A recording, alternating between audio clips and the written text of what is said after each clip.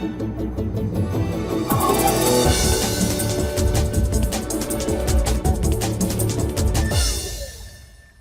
this video, I want to talk a little bit about apps and extensions that are available for you on Chrome.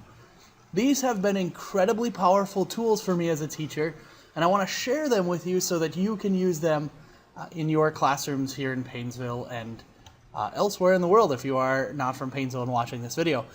So up here in your Chrome browser, so the first thing you should do is you should open up your Chrome browser, and up here in the upper left-hand corner, you get a little button that says Apps. If you do not have this Apps button, I would get it. And how you get it is this. You just right-click somewhere on your bookmarks bar, and down here it says Show Apps Shortcut. So you'll just make sure you have that checked there, and then this little Apps thing will come up.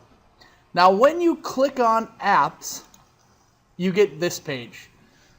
Now, a Chrome app is a application just like your cell phone has applications, and these applications run in your browser. So they don't open a different program, they run directly in your browser, and there are different things that you can do with your browser. For instance, there are a bunch of Google apps that take you to important places. I have a Gmail app here, I have a YouTube app, I have a Google search app, and when I click this, it automatically takes me to Google search. So if I go back to that app, if I click YouTube, it should automatically take me to YouTube.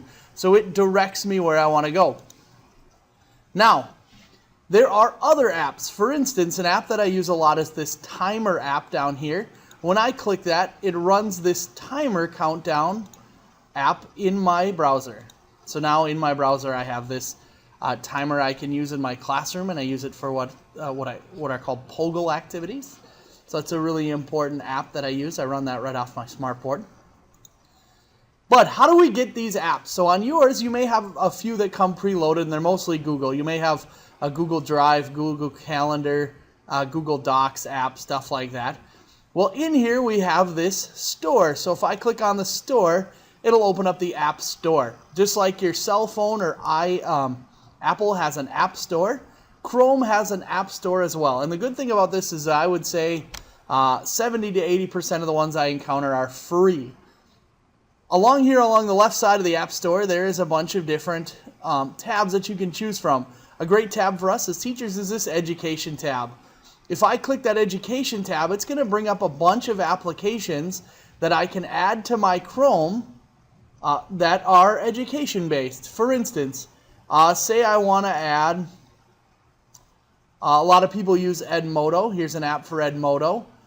Here's a flashcard app. If you want to add that flashcard app, you just hover over it and you see this little thing called free.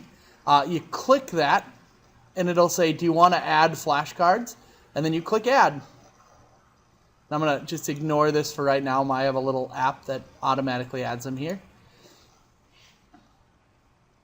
But if you look up over here in apps, it should have added a flashcard app over here. I have a couple pages of apps and you can scroll between them here. But there's my new flashcard app. So if I click on that, it'll open up this web page here and it'll open up the flashcard app. And I've never actually been to this flashcard app, so I don't know anything about it, but I'll let you explore that.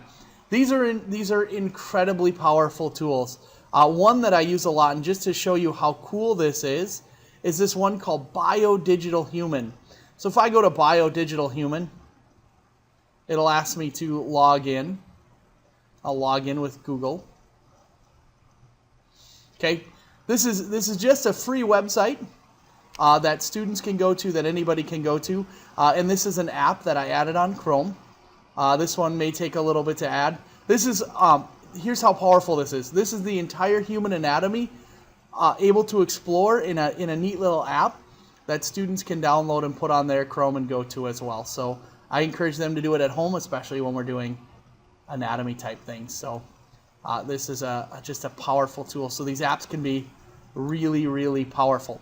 Now the other thing I wanted to talk about are extensions.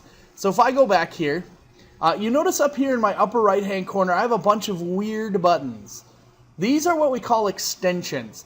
Extensions are a way of adding features to your Chrome browser. So now I have these little buttons that do cool things for me that really help me out in my class. So if you want to get an extension, and you can browse these, you click on apps again, you go to the store, and down over here we can search extensions right down here. So if I click on extensions, here are a bunch of extensions. A couple that I found cool that I downloaded on here is this one called the Google URL Shortener. I really like the Google URL Shortener. And just to show you what it does, so right here, if I wanted to have my students type in this really complicated thing, they would never be able to get there. It would take 45 minutes of my class away, and they would never be able to actually type that in. So a Google URL Shortener shortens the URL. So this http://goo.gl/ that right here will bring them directly to this spot. So that's a way of shortening the URL. Also on that, I can create QR codes for the super techie teacher, if you know how to do that. Another one that's really cool is this one over here. Clearly, this is done by Evernote. Clearly is an extension that eliminates all the junk on a web page, and all that's there is left is the text.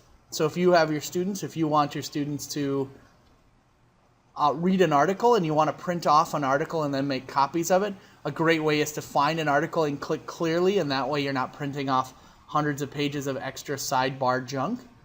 So clearly is a really cool extension. But I encourage you to just kind of play around in here. There's a lot in here that I haven't explored, a lot of things in here that I haven't looked at, and I'm sure there are lots of powerful tools, and I would love for you to share them with me if you find really cool things for your class. I have a Google Mail checker, so it automatically keeps track of my Google Mail, and I can just click it up there. So lots of really cool things you can do in apps and extensions. Okay, if you have any questions, feel free to email me anytime. I would love to answer your questions for you. Good luck using apps and extensions.